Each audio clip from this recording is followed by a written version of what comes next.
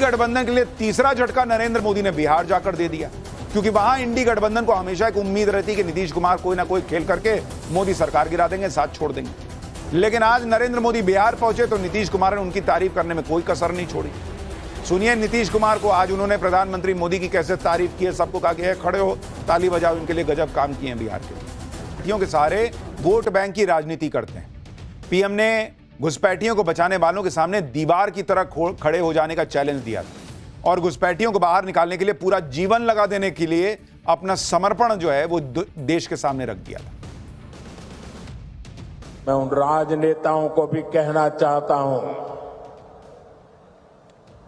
आप जो चुनौती लेकर के मैदान में आए ना, बस सुना तान करके उस चुनौती को स्वीकार करता हूं। और लिख लो, मैं देखता हूं घुसपैठियों को बचाने में तुम कितनी ताकत लगाते हो और घुसपैठियों को हटाने में हम कैसे अपना जीवन लगा देते हैं। हो जाए मुकाबला।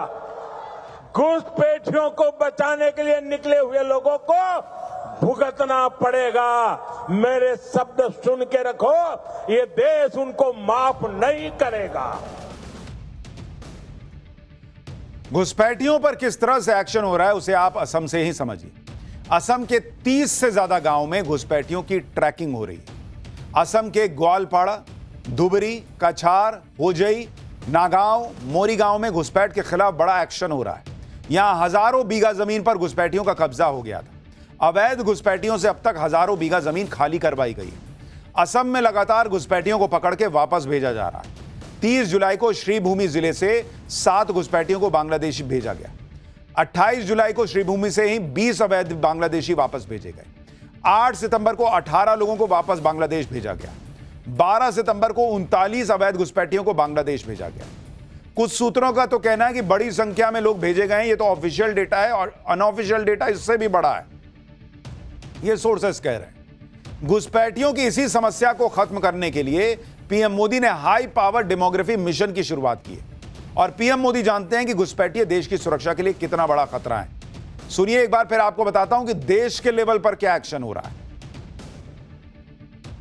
साथियों, भाजपा की सरकार घुसपैठियों को देश के साधनों संसाधनों पर कब्जा नहीं करने देगी।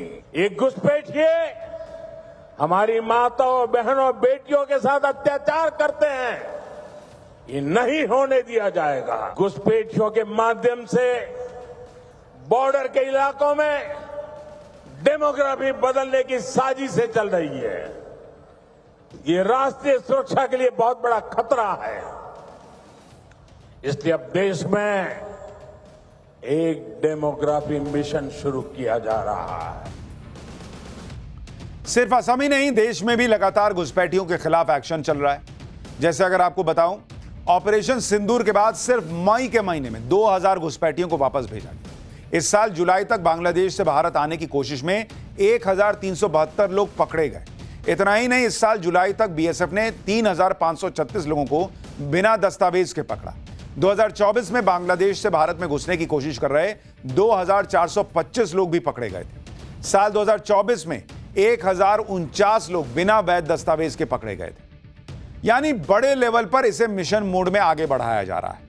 भारत की तरह ब्रिटेन में भी लोग घुसपैठियों से परेशान हो गए। मतलब ये सिर्फ भारत की बात नहीं है। इंडी गठबंधन के लिए तीसरा झटका नरेंद्र मोदी ने बिहार जाकर दे दिया, क्योंकि वहां इंडी गठबंधन को हमेशा एक उम्मीद रहती कि नीतीश कुमार कोई ना कोई खेल करके मोदी सरकार गिरा देंगे, साथ छोड़ देंगे। लेकिन आज नरेंद्र मोदी बिहार पहुंचे तो नीतीश कुमार ने उनकी तारीफ करने में कोई कसर नहीं छोड़ी। सुनिए नीतीश कुमार को आज उन्होंने प्रधानमंत्री मोदी की कैसे तारीफ की है, सबको कहा कि खड़े हो ताली बजाओ, इनके लिए गजब काम किए हैं बिहार के लिए। के सहारे वोट बैंक की राजनीति करते हैं। पीएम ने घुसपैठियों को बचाने वालों के सामने दीवार की तरह खड़े हो जाने का चैलेंज दिया था और घुसपैठियों को बाहर निकालने के लिए पूरा जीवन लगा देने के लिए अपना समर्पण जो है वो देश के सामने रख दिया था। मैं उन राजनेताओं को भी कहना चाहता हूं, आप जो चुनौती लेकर के मैदान में आए ना, बस सुना तान करके उस चुनौती को स्वीकार करता हूं। और लिख लो, मैं देखता हूं घुसपैठियों को बचाने में तुम कितनी ताकत लगाते हो और घुसपैठियों को हटाने में हम कैसे अपना जीवन लगा देते हैं। हो जाए मुकाबला। घुसपैठियों को बचाने के लिए निकले हुए लोगों को भुगतना पड़ेगा। मेरे शब्द सुन के रखो, ये देश उनको माफ नहीं करेगा। घुसपैठियों पर किस तरह से एक्शन हो रहा है उसे आप असम से ही समझिए। असम के 30 से ज्यादा गांव में घुसपैठियों की ट्रैकिंग हो रही है। असम के ग्वालपाड़ा, धुबरी, कछार, होजई, नागांव, मोरीगांव में घुसपैठ के खिलाफ बड़ा एक्शन हो रहा है। यहां हजारों बीघा जमीन पर घुसपैठियों का कब्जा हो गया था। अवैध घुसपैठियों से अब तक हजारों बीघा जमीन खाली करवाई गई है। असम में लगातार घुसपैठियों को पकड़ के वापस भेजा जा रहा है। 30 जुलाई को श्रीभूमि जिले से 7 घुसपैठियों को बांग्लादेश भेजा गया। 28 जुलाई को श्रीभूमि से ही 20 अवैध बांग्लादेशी वापस भेजे गए। 8 सितंबर को 18 लोगों को वापस बांग्लादेश भेजा गया। 12 सितंबर को 39 अवैध घुसपैठियों को बांग्लादेश भेजा गया। कुछ सूत्रों का तो कहना है कि बड़ी संख्या में लोग भेजे गए हैं। ये तो ऑफिशियल डेटा है और अनऑफिशियल डेटा इससे भी बड़ा है, ये सोर्सेस कह रहे हैं। घुसपैठियों की इसी समस्या को खत्म करने के लिए पीएम मोदी ने हाई पावर डेमोग्राफी मिशन की शुरुआत की है। और पीएम मोदी जानते हैं कि घुसपैठिए देश की सुरक्षा के लिए कितना बड़ा खतरा है। सुनिए एक बार फिर आपको बताता हूं कि देश के लेवल पर क्या एक्शन हो रहा है। साथियों, भाजपा की सरकार घुसपैठियों को देश के साधनों संसाधनों पर कब्जा नहीं करने देगी। ये घुसपैठिए हमारी माताओं, बहनों, बेटियों के साथ अत्याचार करते हैं, ये नहीं होने दिया जाएगा। घुसपैठियों के माध्यम से बॉर्डर के इलाकों में डेमोग्राफी बदलने की साजिशें चल रही है। ये राष्ट्रीय सुरक्षा के लिए बहुत बड़ा खतरा है। इसलिए अब देश में एक डेमोग्राफी मिशन शुरू किया जा रहा है। सिर्फ असम ही नहीं, देश में भी लगातार घुसपैठियों के खिलाफ एक्शन चल रहा है।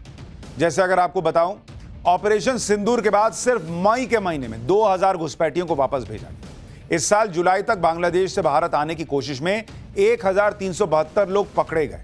इतना ही नहीं, इस साल जुलाई तक बीएसएफ ने 3536 लोगों को बिना दस्तावेज के पकड़ा। 2024 में बांग्लादेश से भारत में घुसने की कोशिश कर रहे 2425 लोग भी पकड़े गए थे। साल 2024 में 1049 लोग बिना वैध दस्तावेज के पकड़े गए थे। यानी बड़े लेवल पर इसे मिशन मोड में आगे बढ़ाया जा रहा है। भारत की तरह ब्रिटेन में भी लोग घुसपैठियों से परेशान हो गए। मतलब ये सिर्फ भारत की बात नहीं है।